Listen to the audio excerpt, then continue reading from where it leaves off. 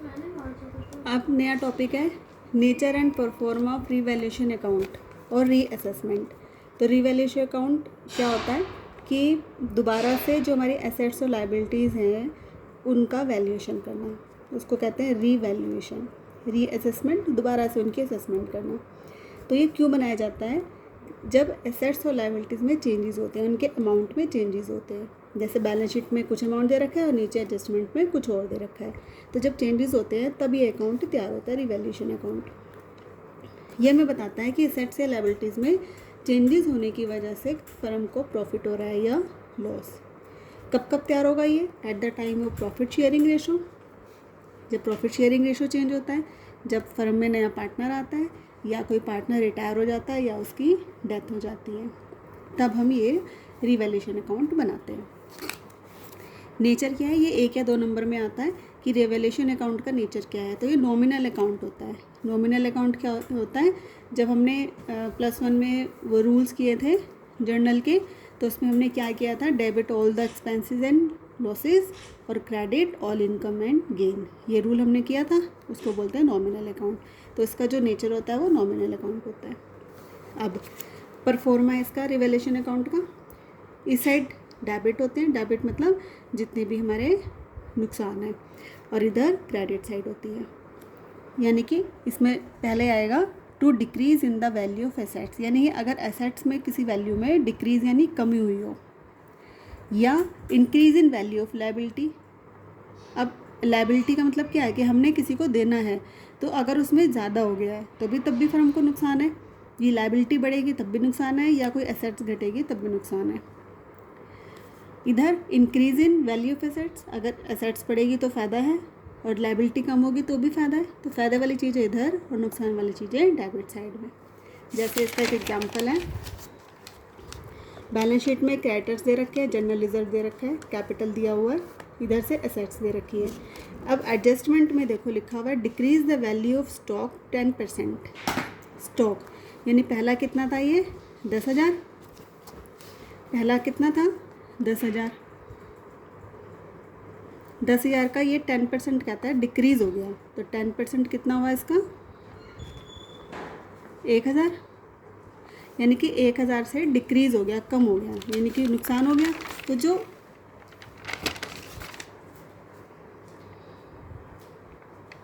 Stock कितना? 20,000।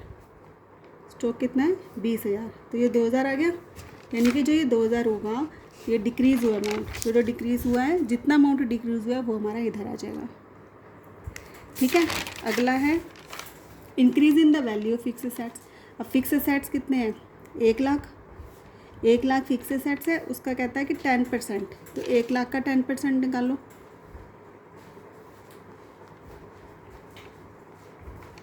कितना आ गया? 10,000। अब इंक्रीज़ हुआ 10,000 से तो इधर आ गया। ठीक है। फिर अगला इसने दिया है new creditors are 15,000। New creditors यानी कि लायबिलिटी थे पहले 10,000, अब लायबिलिटी बढ़ गई है 15,000 से। तो लायबिलिटी बढ़ गई, नुकसान हो गया फर्म को। तो कितने से 10 और 15 के बीच में गैप कितना? 5,000 का। तो 5,000 इधर आ गया। ठीक है।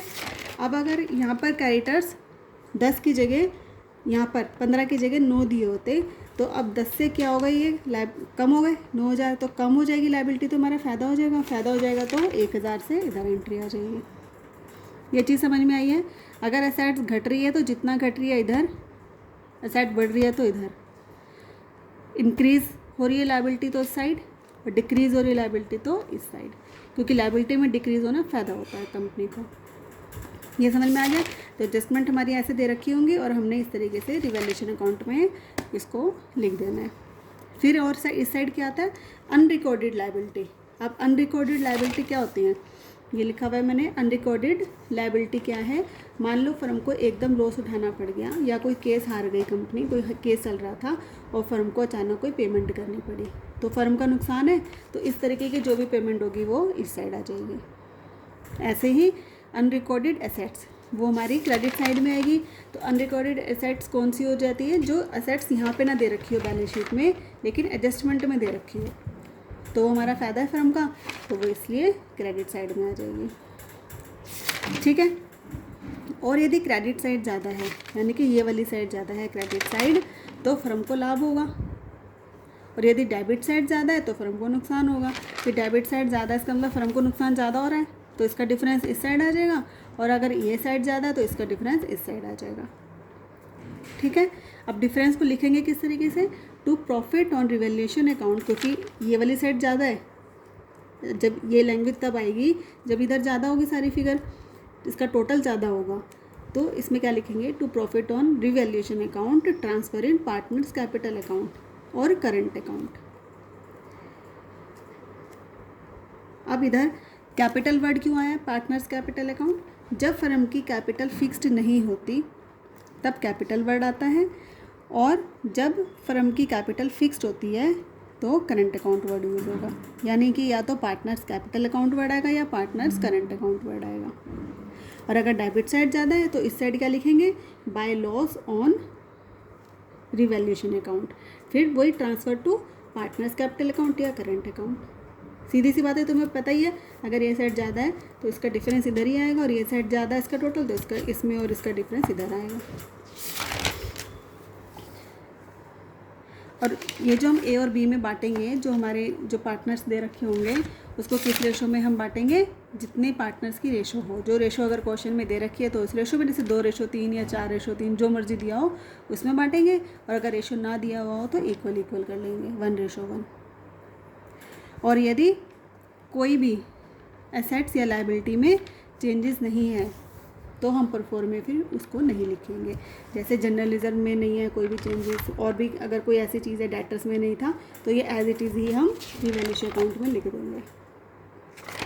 तो पहले इतना समझो, फिर इसके ऊपर न्यूमेरिकल कल बताऊंगी।